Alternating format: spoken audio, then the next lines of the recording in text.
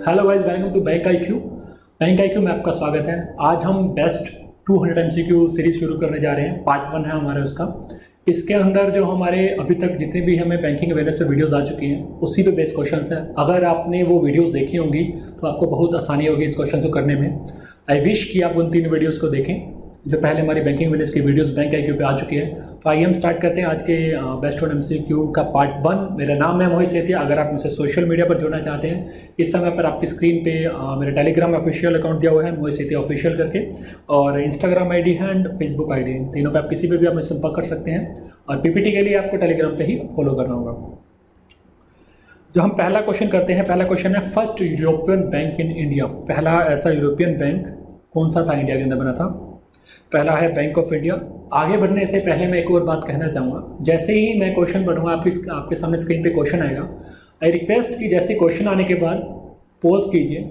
और अगर आपने उन तीनों वीडियोस को, पहले वाले वीडियोस को देखा होगा तो आपको जरूर इसमें से 70 to 80% वही क्वेश्चंस हैं जो हमने किए हैं उसी बैंकिंग अवेयरनेस की वीडियोस में ही, और कुछ क्वेश्चंस एक्स्ट्रा हैं जो हमारे एग्जाम प्रिपरेशन के अकॉर्डिंग है। तो जैसे ही आपके सामने क्वेश्चन आएगा पॉज कीजिए और आप सोचिए कि इसका क्या आंसर होगा। देन उसके बाद देखिए कि इसका क्या आंसर मैं बोल रहा हूँ उसका। तो आइए हम स्टार्ट करते हैं। पहला यूरोपियन बैंक इंडिया का कौन सा है? उसका आंसर क्या है? Bank of India, bank of Bombay, bank of Madras, bank of Hindustan. इसका आंसर है बैंक ऑफ हिंदुस्तान, जो कि 1770 के अंदर बना था। ये पहला बैंक था जो यूरोपियन बैंक था, ब्रिटिश अधिकारियों के द्वारा स्थापित किया गया। 1770 के अंदर ये बैंक स्थापित किया गया था, बैंक ऑफ हिंदुस्तान। अब बात करते हैं हम अगले क्वेश्चन की। हमारा first commercial bank in India. पहला ऐसा कमर्शियल बैंक कौन सा था इंडिया के अंदर? State bank of India, imperial bank of India, bank of Bombay, oath commercial bank. इसका आंसर है ओथ कमर्शियल बैंक। ये 1881 में फैज़ाबाद में इस्टेब्लिश हुआ था। एक और बात आपको बताना चाहूँ, ओथ कमर्शियल बैंक को हम अवध कमर्शियल बैंक से भी जानते हैं। Awadh commercial bank.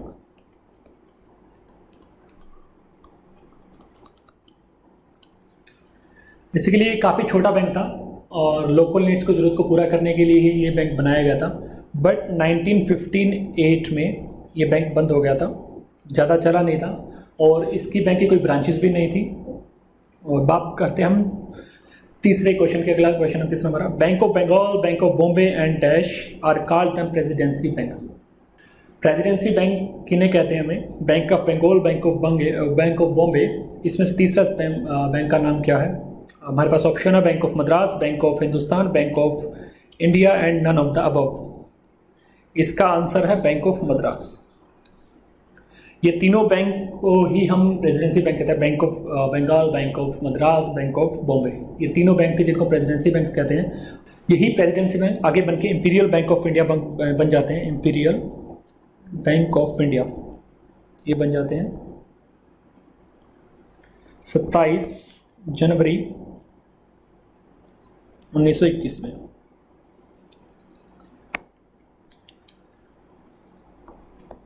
27 जनवरी 1921 में ये इंपीरियल बैंक ऑफ इंडिया बन जाते हैं। जो भी प्रेसिडेंसी बैंक्स होते हैं, प्रेसिडेंसी बैंक्स कौन से हैं? Bank of Bengal, bank of Bombay और बैंक ऑफ मद्रास। ये तीनों बैंक थे जो आगे जाके इंपीरियल बैंक ऑफ इंडिया बन जाते हैं 27 जनवरी 1921 के अंदर।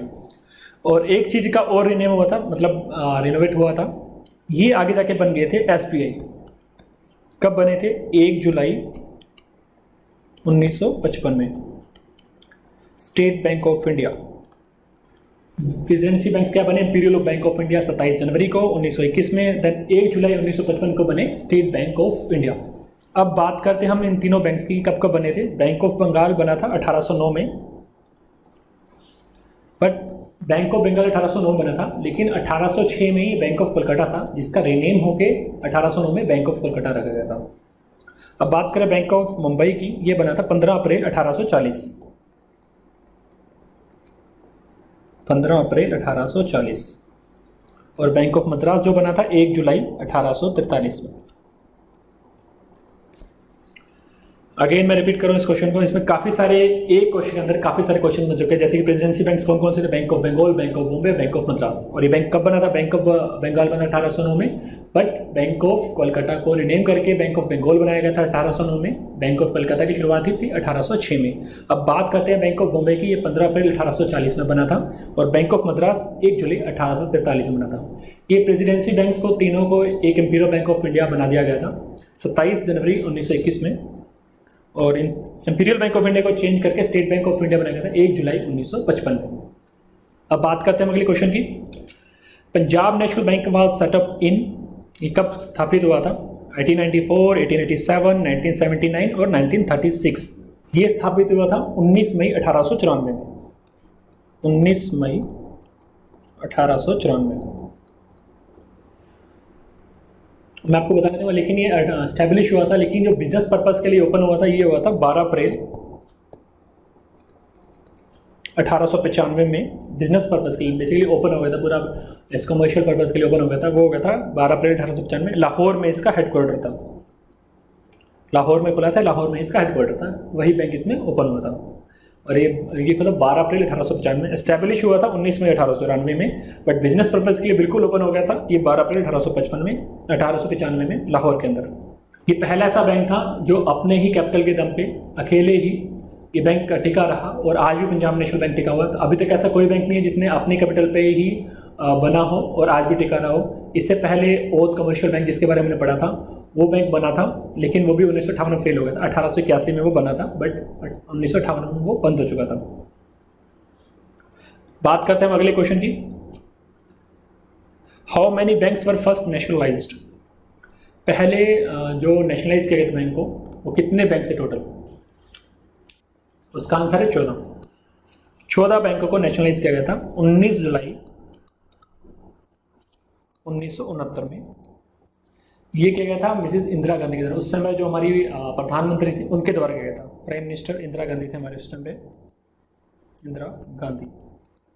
कब किया गया था, 19 जुलाई 1969 में। और कितने बैंक थे, टोटल 14 बैंक थे।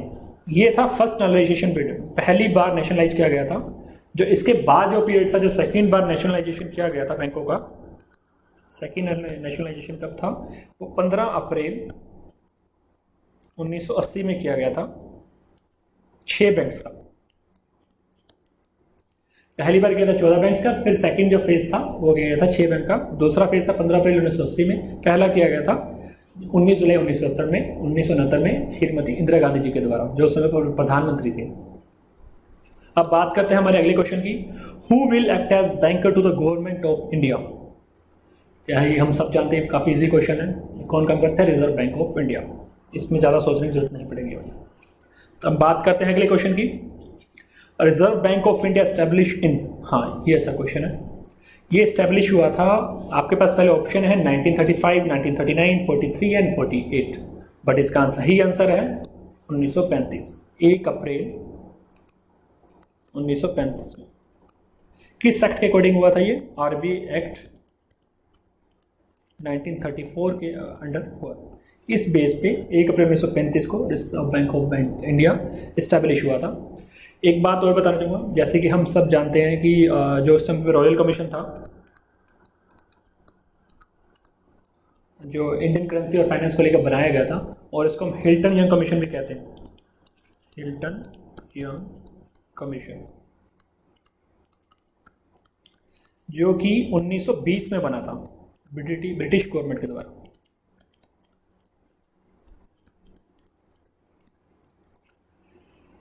जो रॉयल कमीशन था इंडियन करेंसी और फाइनेंस पे, उसको हम हिल्टन यंग कमीशन भी कहते हैं, और ये बना था 1920 के अंदर ब्रिटिश गवर्नमेंट के द्वारा। इसी हिल्टन यंग कमीशन ने 1926 के अंदर रिकमेंड किया था आरबीआई को बनने के लिए। तभी 1 अप्रैल 1935 को रिजर्व बैंक ऑफ इंडिया बना था 1934 रिजर्व बैंक एक्ट के अकॉर्डिंग। तो ये काफ़ी अच्छा कमीशन है कि हिल्टन यंग कमीशन कब आया था, 1920 के अंदर, इसने रिकमेंड किया था 1926 में, और ये कमीशन ब्रिटिश गवर्नमेंट के द्वारा बनाया गया था। अब बात करते हैं हम अगले क्वेश्चन की। Headquarter of RBI was establish in Mumbai, Delhi, Madras, ये आपका ऑप्शन है। इसका आंसर है मुंबई। ये किया गया था 1937 में। बट मुंबई में हेडक्वार्टर बनने से पहले जो इससे पहले जो हेडक्वार्टर था वो था कोलकाता के अंदर। उसके बाद बना था 1937 में मुंबई के अंदर, स्टार्टिंग में था इस कोलकाता में। अब बात करते हैं हम अगले क्वेश्चन की। When was RBI nationalised? RBI nationalise कब हुआ था? 1945, 47, 50, 49। ये हुआ था 1 जनवरी 1949 में। आरबीआई बना कब था? 1 अप्रैल 1935। और नेशनलाइज कब हुआ था? 1 जनवरी 1949 में। जब आरबीआई बना था उस समय पे जो आरबीआई जो सेंट्रल बैंक काम करता है, ये इंडिया के लिए नहीं काम करता था, वो बैंक ऑफ पाकिस्तान के लिए भी काम करता था, और उससे पहले बैंक ऑफ बर्मा के लिए भी काम करता था। जो रिजर्व बैंक ऑफ इंडिया वो सेंट्रल बैंक की तरह बैंक ऑफ बर्मा और बैंक ऑफ पाकिस्तान के लिए भी करता था। 1947 के बाद, भारत के आज़ाद होने के बाद, जो पूरा आरबीआई का टेक ओवर कर लिया था वो गवर्नमेंट ऑफ इंडिया ने कर लिया था 1 जनवरी 1949 को, तब इसका नेशनलाइजेशन हो गया था तब। अब बात करते हैं हम अगले क्वेश्चन की। SBI day is observed on? SBI day कब बनाया जाता है? अब वही क्वेश्चन जो हम पहले कर चुके हैं। 1 जुलाई 1955। जो हमारे प्रेसिडेंसी बैंक से तीनों बैंक थे, जो bank of Bengal, bank of Madras, bank of Bombay, वो कन्वर्ट हो गए थे इंपीरियल बैंक में। इंपीरियल बैंक को रिनेम करके 1 जुलाई 1955 में स्टेट बैंक ऑफ इंडिया रखा गया था। तो ये आंसर भी हमें पता। अब बात करते हैं अगले क्वेश्चन की।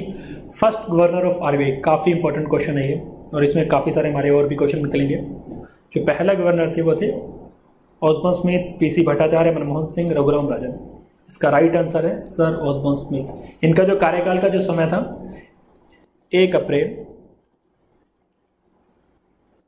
1935 से लेके 30 जून 1937, ये इनके कार्यकाल का ड्यूरेशन था जब तक इन्होंने अपनी गवर्नर के रूप में इन्होंने काम किया था। अब बात करते हैं हम अगले क्वेश्चन की। First Indian appointed as the governor of India. पहले थे जो बिल्कुल पहले गवर्नर थे, अब क्वेश्चन है फर्स्ट इंडियन गवर्नर, कि पहले ऐसे कौन से भारतीय थे जिन्हें गवर्नर की तरह अपने मतलब गवर्नर बने थे वो पहले भारतीय से। ऑप्शन है R N Malhotra, doctor Manmohan Singh, Bimal Jalan और सीडी देशमुख। इसका सही आंसर है सीडी देशमुख। इनका पूरा नाम है चिंतामन द्वारकानाथ देशमुख। ये हमारे तीसरे गवर्नर थे, थर्ड गवर्नर थे वैसे, अगर भारतीय की बात करें तो फर्स्ट इंडियन गवर्नर। इनका जो कार्यकाल का समय था वो था 11 अगस्त 1943 से लेके 30 जून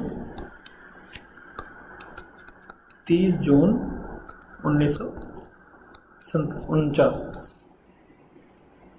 अब बात करते हैं हमारे अगले क्वेश्चन की। Who is the 25th governor of Reserve Bank of India? Manmohan Singh, Raghuram Rajan, PC Bhattacharya, Shri Shaktikanta Das. और 25वें गवर्नर कौन थे इसका क्वेश्चन है, बट आपको एक और चीज़ पता है, इस समय पर जो हमारे गवर्नर वो 25वें गवर्नर है। तो इस समय पर इसका एक और क्वेश्चन है कि इस समय पर हमारे कौन से गवर्नर प्रेजेंटली इस समय कौन गवर्नर के तौर पे कार्यरत हैं, ये क्वेश्चन बन सकता है। बट उसका आंसर है श्री शक्तिकांता दास। और ये कब से कब तक बने हैं मैं आपको बताना चाह रहा हूँ। और ये बने हैं 12 दिसंबर 2018 से अब तक यही गवर्नर है। अब बात करते हैं हम अगले क्वेश्चन की।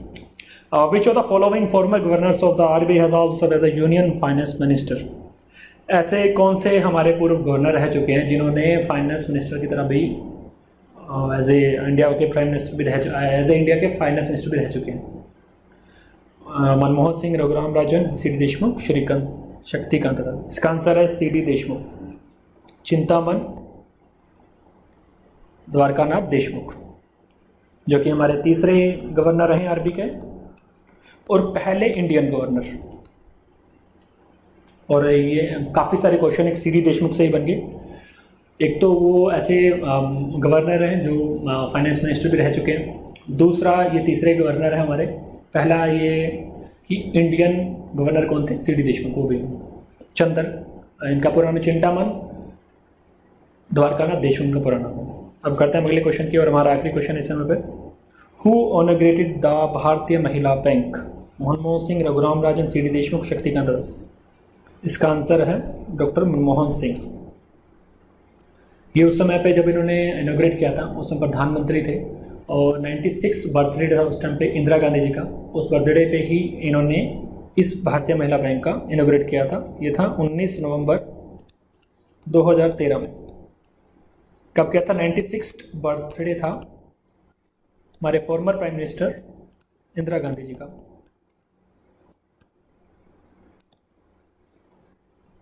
बट ये 1 अप्रैल 2017 में मर्ज हो गया था स्टेट बैंक ऑफ इंडिया के साथ भारतीय महिला बैंक। मतलब कि जो भारतीय महिला बैंक है 19 नवंबर 2013 में बना था, बट 1 अप्रैल 2017 के अंदर ये मर्ज हो गया था स्टेट बैंक ऑफ इंडिया के साथ। तो गाइज ये थे हमारे 15 क्वेश्चन, बेस्ट क्वेश्चन थे। इसी तरह के हम आगे ऐसी सीरीज़ को बढ़ाते जाएंगे। अगर आपने पहले की जो हमारी बैंकिंग की वीडियोस अगर आपने वो देखे होंगे तो इस क्वेश्चन पे काफ़ी मज़ा आएगा आपको करने का, क्योंकि बिकॉज उसका आंसर आपको पता होगा अगर आपने वीडियोस देखे और आपको और भी मजा आएगा उस चीज़ का। तो ऐसी सीरीज़ को हम आगे बढ़ाते रहेंगे। थैंक यू सो मच देखने के लिए। Stay tune, stay blessed. Thank you.